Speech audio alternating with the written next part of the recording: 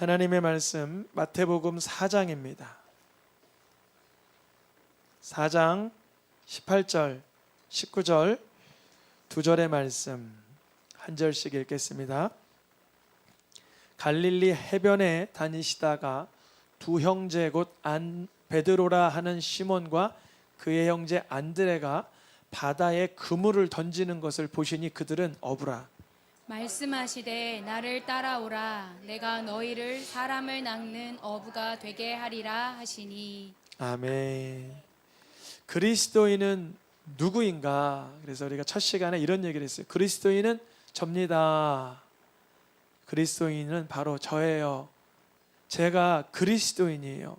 왜 그리스도인입니까? 물어보면 예수님을 매일매일 날마다 그리스도로 따라다니기 때문에 그리스도인입니다. 그렇게 말할 수 있는 것이죠. 오늘 하단에 보면 이렇게 써 있잖아요. 제자들이 비로소 드디어 처음으로 그리스도인이라 이러한 호칭을 받게 되었다.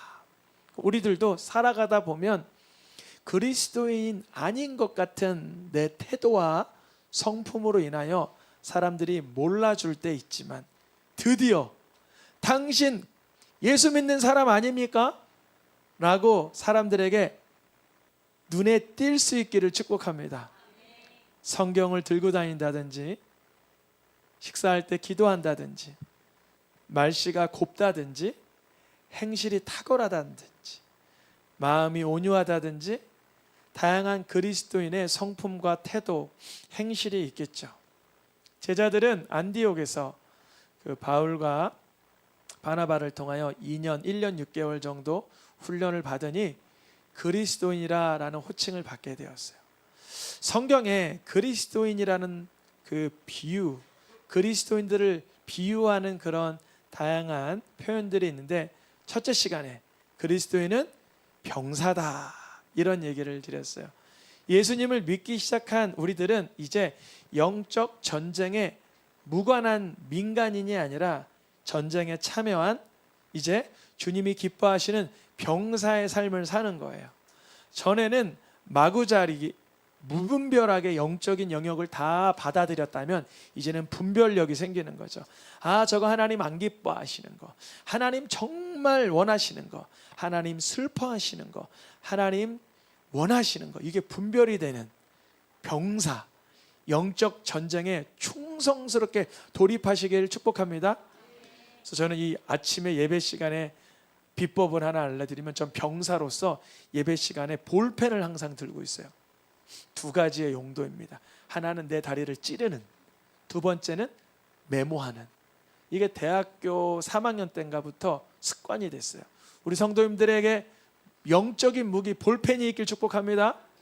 그래서 내가 하나님 말씀 어긋날 것 같으면 무릎을 치고, 하나님 말씀 떠오를 것 같으면 적기도 하며 병사의 삶을 사는 것이죠. 또 2주 전에 농부는 씨를 뿌리는 일을 하잖아요. 밭을 일구는 일, 잡초를 거두는 일을 하는데 먼저는 다른 사람의 심령을 기경하기보다 누구의 심령? 내 심령을 기경해야 된다.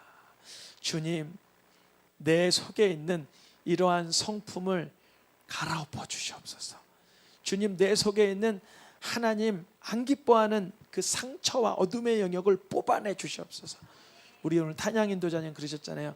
얼마나 깊은 곳에서 그물을 내려 끌어올려야 이렇게 거둘 수 있는지. 사실 우리는 우리 생각하는 것 이상의 깊이에 저 내면의 것들을 쏟아내야 될 게 얼마나 많은지요. 우주가 넓죠? 우리의 심령이 더 깊어요. 우리의 심령 저 깊은 곳에 있는 수많은 것들을 끄집어내 주님 앞에 치유받고 회복되고 복받고 변화받기를 축복합니다. 지난주는 선수라는, 그리스도인은 달리는 선수다. 열정이 있고 하나님이 주신 상을 죽어서 경험하지 말고 여기서 경험해야 돼요. 아, 말씀대로 아니 살면 그만이지, 예수님은 뭐 믿으면 천국인데, 이런 자세가 아니라 한번 믿음의 복받는 가문, 믿음의 복받는 자녀, 믿음의 복받는 심령이 되어보자 결단을 하는 거죠. 그래서 오늘은 네 번째 시간, 그리스도인은 누구인가? 읽어보겠습니다. 오늘의 제목은 그리스도인은 어부이다. 어부다. 예수님께서 제자들이 바다에 금을 던지는 걸 보니 그들이 어부였던 거예요. 이들이 제자로 살기 전에 먼저 물고기를 낚는 어부였다는 거죠. 예수님 뭐라 그러시냐면 4장 14절에 나를 따라오라. 내가 너희를 물고기 낚는 어부가 아니라 사람 낚는 어부가 되게 하리라. 그러세요. 사람을 낚는 어부. 우리의 삶 속에서 사람을 낚을 수 있는 어부가 되기 위해선 어떻게 해야 될까? 우리 자녀가 있어요. 3명이 있는데요. 그 중에 어떤 아이가 이러는 거야. 아빠, 궁금한 게 있어. 예배당은 어떻게 이렇게 만들어진 거야? 그러더라고요. 그래서 예배당? 그것도 참 기적이다. 시골에 있었는데 예배당을 하나님께서 마련해 주셨어. 이 바닥도 원래 있던 거, 천정도 원래 있던 거, 이 등도 벽도 다 있던 거예요.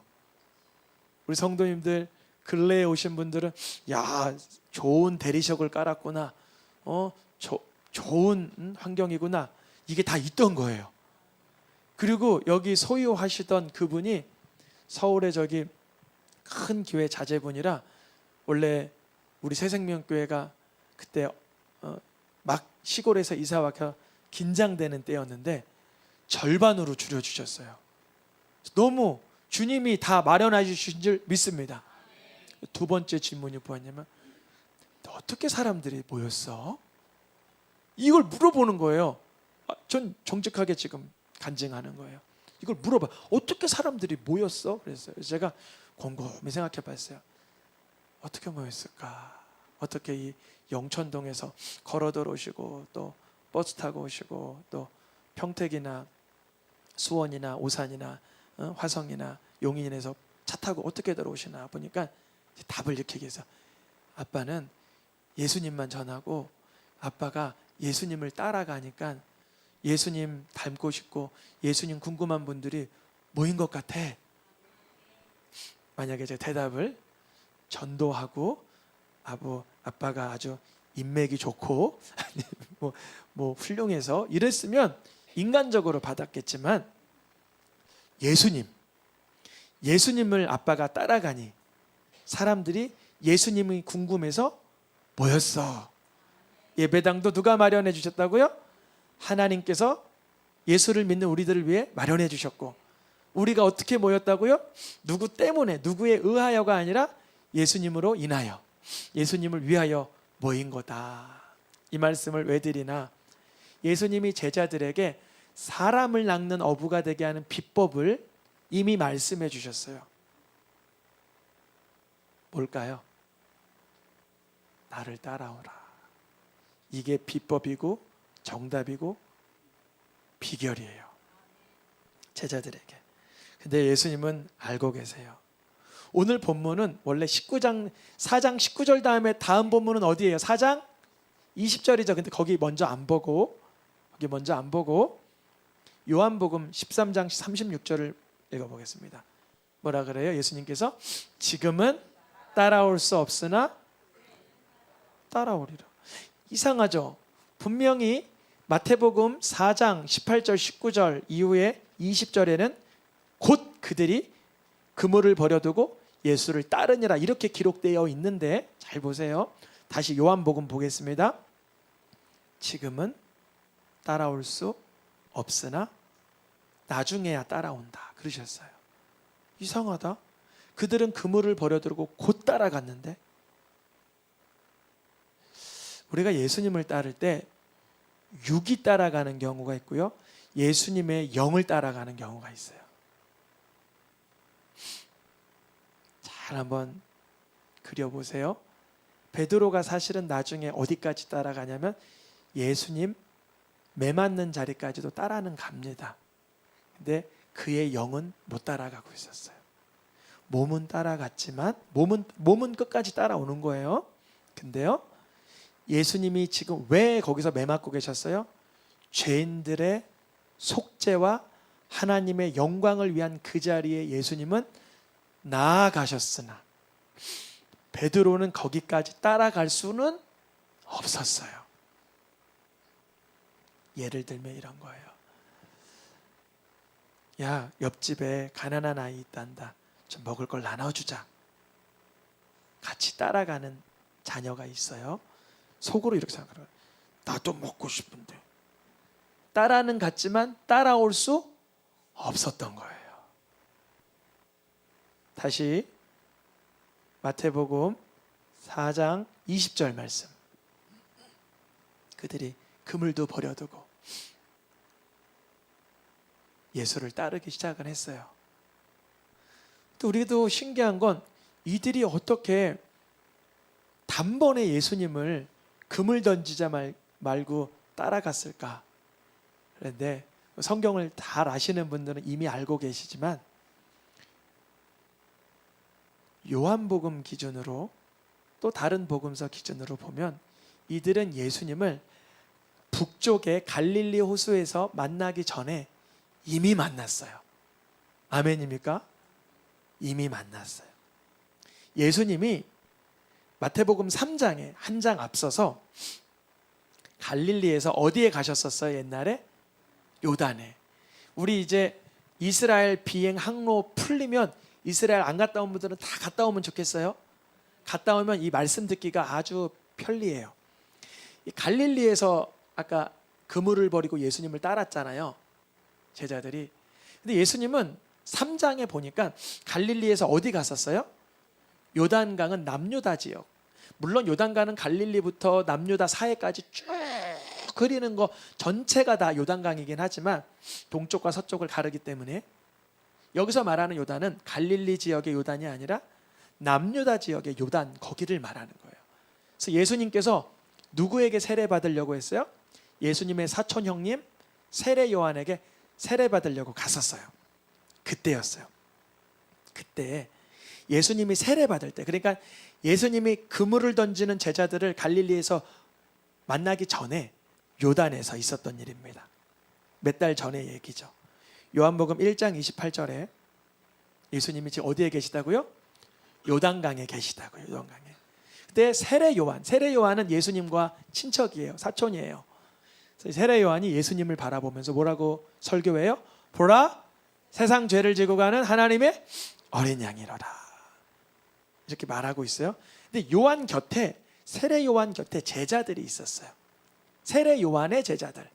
예수님 제자 아니에요. 아직 예수님은 공생애가 시작도 안 됐어요. 세례 요한의 제자들이 누구였냐면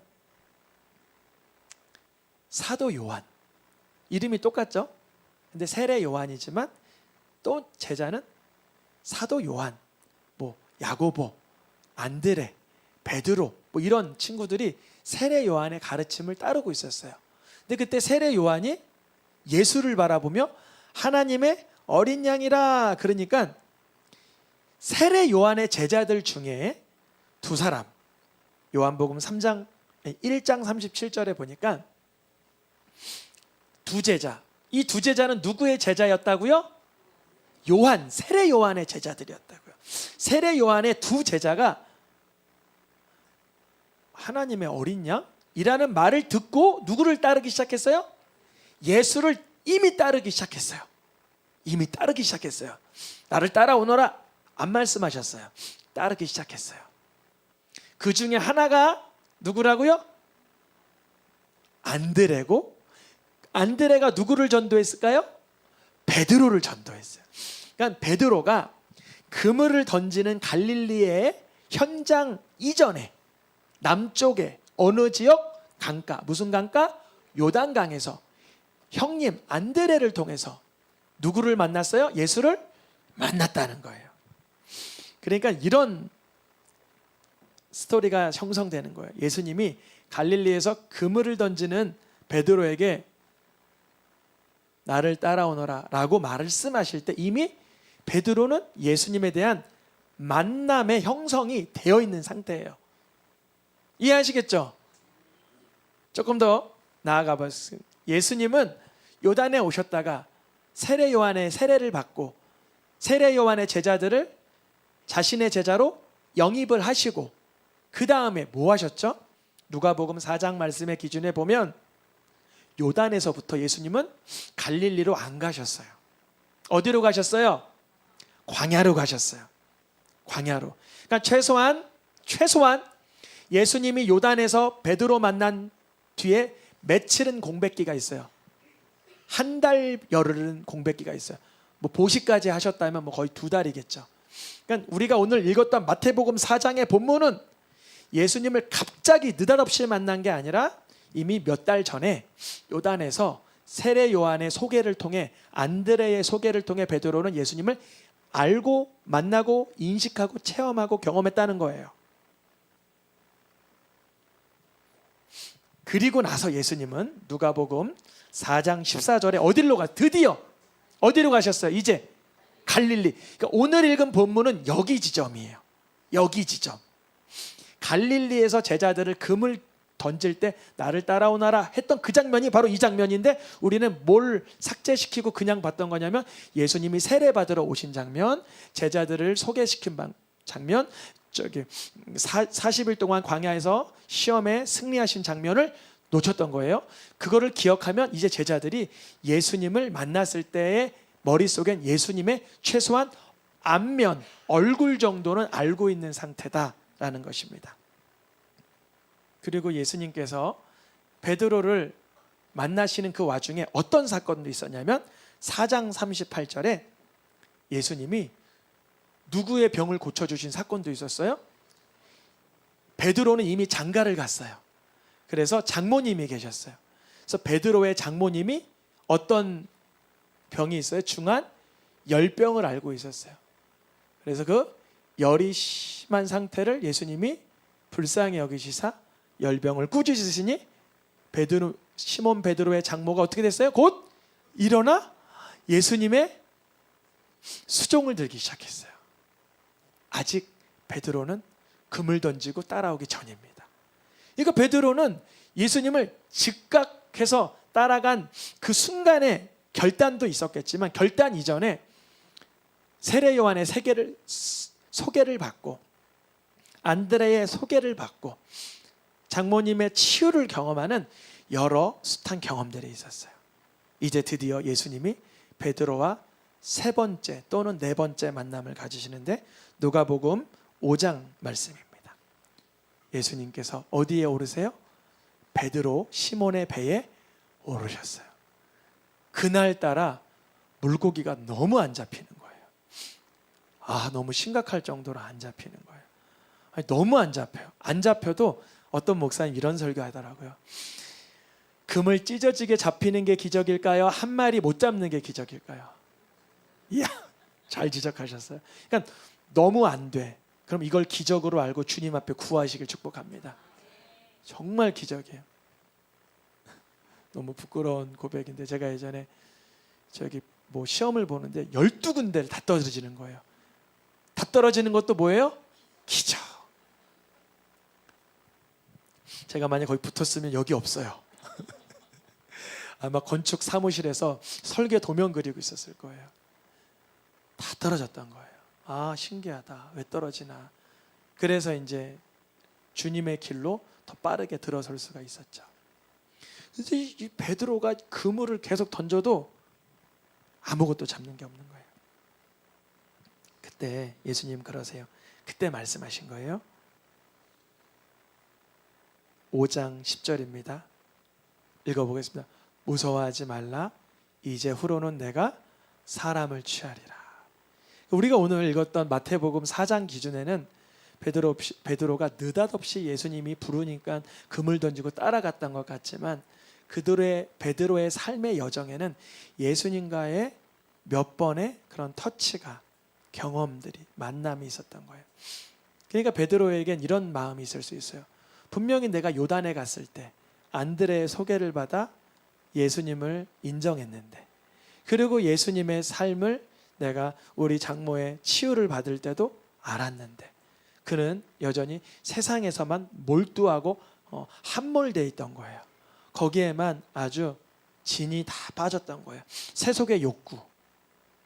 그 심령은 이제 예수님 앞에 나와 첫 번째 기적을 경험합니다. 내가 할 수 없는 영역을 저분이 하시는구나. 최소한 베드로는 예수님이 목수라는 걸 알고 있었고, 갈릴리 지역에 예수님은 나사렛 출신이기 때문에 소문은 들었을 거예요. 알았을 거란 말이죠. 몇 번을 소개받았기 때문에. 근데 저분은 물 깊이까지도 나보다 알고 계시는구나. 와, 이런 거 있어요. 사업의 세계를 예수님이 더 잘 아세요. 사업은 내가 노하우가 확실해요. 자녀 양육은 내가 확실해요. 예수님은 육신에 애도 없었잖아요. 그러면서 애 양육은 내 맘대로 해야 돼요. 예수님께 맡겨야죠. 주님, 아이 양육 내 맘대로 안 되고, 사업 내 맘대로 안 되고, 육체의 질병 내 맘대로 안 되지만 이제 주의 뜻을 따르겠습니다. 너는 사람을 취하는 삶을 산다. 그러시니까 그때 바로 5장 11절입니다. 읽어보겠습니다. 예수를 따르니라. 이들이 예수를 따르면 어부의 삶을 사는 거예요. 어부는 사람을 이렇게 미혹하고 낚는 게 아니라 예수를 따르는 거예요. 신기하죠? 다시 제 아이가 그랬다 그래요. 어떻게 사람들이 모여? 그랬다 그랬잖아요. 어떻게 모아졌어? 그래요. 그래서 아빠가 예수님을 궁금해하고 사모하고 예수님을 사랑하니, 예수님 사랑하는 분들, 예수님을 원하는 분들은 함께하게 된 거야. 예수님께서 베드로에게 이런 말씀을 주시죠. 마태복음 16장 18절에 너는 베드로라. 너를 통하여 많은 그물 안에 영혼들이 모이게 되는 교회를 세우게 될 것이다. 그래서 정말 베드로는 나중에 3,000명, 5,000명이 부흥하고, 심지어 이방인 고넬료 가정이 세례받는 그런 어부로, 사람 낚는 어부로 쓰임 받습니다. 그런데 베드로가 항상 그렇게 쓰임을 받았나? 마태복음 26장 보니까 베드로는 심히 통곡하는 때도 있었어요. 언제 통곡했냐면, 예수님을 따르긴 뭘 따라요? 예수님을 저주하고 부인했죠. 우리가 예수님 따르다가도 들 따라가는 정도가 아니라 예수님을 저주하고 부인하는 정도의 나를 만날 때 드디어 자기를 부인하게 됩니다. 나에겐 선한 것이 나올 수 없구나. 이걸 발견하게 돼요. 그래서 베드로가 예수님 잘 따라갈 줄 알았는데, 나는 예수님 절대 동떨어지지 않는 줄 알았는데, 자기의 자아 상태는 결국 예수님을 따를 수 없다라는 자기를 경험한 뒤에서야 통곡하며 자기를 부인하고 회개하게 됩니다. 이러한 실패, 철저한 자기 실망은 도리어 예수님을 더 사랑하게 돼요. 주밖에 없습니다. 주밖에 없습니다. 그래서 베드로가 예수님이 심지어 부활하셨는데도 늘 자책과 죄책감에 자기를 짓누르며 살았어요. 요한복음 21장에 보니까 베드로가 뭐라 그래요? 이미 21장은 예수님이 부활하셔서 평안하뇨? 평안히 있으라, 성령을 받으라 말씀하신 뒤에요. 그 사건 이미 지났어요. 예수님 만났어요, 베드로는. 근데 베드로의 마음에 뭐가 있냐면, 내가 무슨 사람을 낳긴 뭘 사람을 낳고, 나는 물고기나 잡아야 돼. 나는 세속적인 인간이야. 나는 절망적인 사람이야. 나 같은 놈은 죽어도 싸, 버려도 싸, 배신당해도 싸. 나는 물고기나 잡으러 가겠다. 그래요. 근데 친구들도 뭐래요? 똑같은 한 통속이에요. 우리도 그냥 물고기나 잡으러 갈래. 그러는 거예요. 안드레, 야고보, 요한 다 갔었어요. 대부분 다 갔어요. 여기. 근데 그날 밤에도 또 허탕친 거예요. 두 번째 기적. 먼저 번에도 못 잡았는데 그날 밤에도 아무것도 밤이 먹도록 수고했다 그랬는데, 이날은 다음날 예수님이 차려주시는 밥은 무슨 밥이었어요? 조반. 조반이 무슨 밥이에요? 아침밥. 그러니까 밤에 시작해서 아침부터 또 못 잡은 거예요. 바보들. 예수님 떠나면 아무것도 못하는 걸 알면서도 또 떠나는 거예요. 우리 성도님들은 예수님 붙들고 사시길 축복합니다.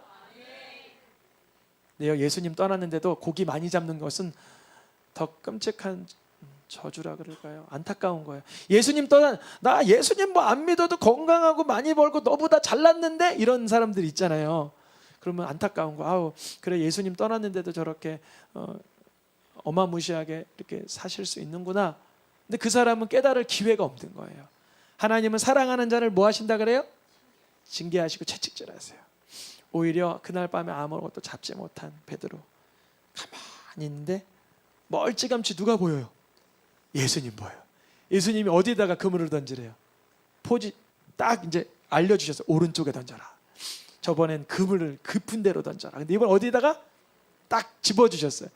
전에는 필요했던 게 베드로의 깊은 마음이었다면 이번에 필요한 건 베드로의 분별력이었는지 오른쪽에 던지라 그런 거예요. 근데 몇 마리 잡았어요? 153마리를 잡았어요. 이 153마리라는 숫자에 대한 인식은 유대인들에는 어떤 감각이 있어요. 이거는 하나님의 예언적인 숫자다 알게 되는 거예요. 그래서 그 수를 센 거잖아요. 그때 베드로에게 다시 회복을 주시죠. 베드로야 하면서 베드로만 알 수 있는 언어로 아가페 필레오 하시면서 그의 심은 숨결에 있는 그 죄책감과 자책감을 다 뽑아내 주세요. 그가 예수를 다시 따를 수 있도록. 근데 베드로는 아직 다 변화되지 못했어요. 우리랑 똑같아요. 21장 21절에 베드로의 궁금한 건 뭐였어요? 주님, 주님, 나 이제 회복됐어요. 예수님 잘 따라갈 것 같아요. 그런데 더 궁금한 게 있어요. 사도 요한은 어떻게 될 것 같아요? 저 녀석 맨날 잘난 체 해가지고 내가 기분이 좀 나빴는데 쟤는 어떻게 될 것 같아요? 그러니까 예수님이 너랑 무슨 상관이야? 그러는 거예요. 여러분 상대평가하지 마시고 예수님만 따르시길 축복합니다. 옆에 있는 사람이 뭐하고 있냐, 저 사람은 어떻게 됐나, 더 잘 나가나 더 못 나가나 그런 거 보지 마시고 너는 누구를 따르라? 예수님만 따라가는 게 어부의 삶인 거예요. 우리가 누구를 관심 두고 사랑하는 것도 물론 중요하죠. 그러나 내가 예수님 따르지 않는 한 그 삶을 살아갈 수 없어요. 그래서 오늘 예수님이 그러셨다 그랬잖아요. 너는 지금 나를 따를 수 없지만 언제? 후에는. 언제요? 자기를 포기하고 자기를 실망하게 될 때, 자기를 부인하게 될 때 예수님만 바라보게 된다는 것입니다. 그래서 베드로가 죽기 전에 썼던 말씀은 바로 이거예요. 베드로후서 3장에 그러니 오직 읽어보겠습니다. 구주 예수 그리스도의 은혜와 주님을 아는 지식에서만 자라가라. 자라가라. 베드로가 이루고 죽었어요. 베드로후서 3장 18절의 끝말씀이에요. 베드로 삶의 끝. 자기가 살아보니까 사람 낚는 어부는 뭐 다른 데 관심 여념을 두는 게 아니라 예수님 따라가는 거예요. 그거를 발견했어요. 오늘의 마지막 말씀 하나 읽고 마치겠습니다. 사도 바울도 이거를 경험한 거예요. 사람 낚는 어부면 다른 사람을 낚아야, 다른 사람을 이끌어야, 더 중요한 건 내가 예수께 잡힌 바 된 그것을 잡으려고 두 번 말하는 거죠. 뭘 잡아요? 내가 잡는 게 아니야. 사실 궁극적으로 예수님이 나를 꽉 잡아주셔야만 어부로서의 삶을 살 수 있는 거예요. 저는 그걸 경험하는 거예요.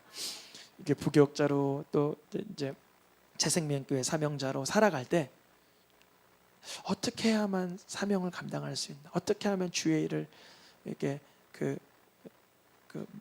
완주할 수 있나? 숨을 거두는 날 부끄럽지 않고 이렇게 사람들 앞에 염치 없지 않고 온전하게 주님의 전에 나아갈 은혜를 누릴 수 있을까? 이 사명을 언제까지? 예수님께 사로잡힌 된 그것을 내가 잡으려고 할 때만 주님이 역사하시는구나. 우리 새생명교회 모든 성도님들의 삶이 예수님께 사로잡힌 바 된 어부 되시기를 축복합니다.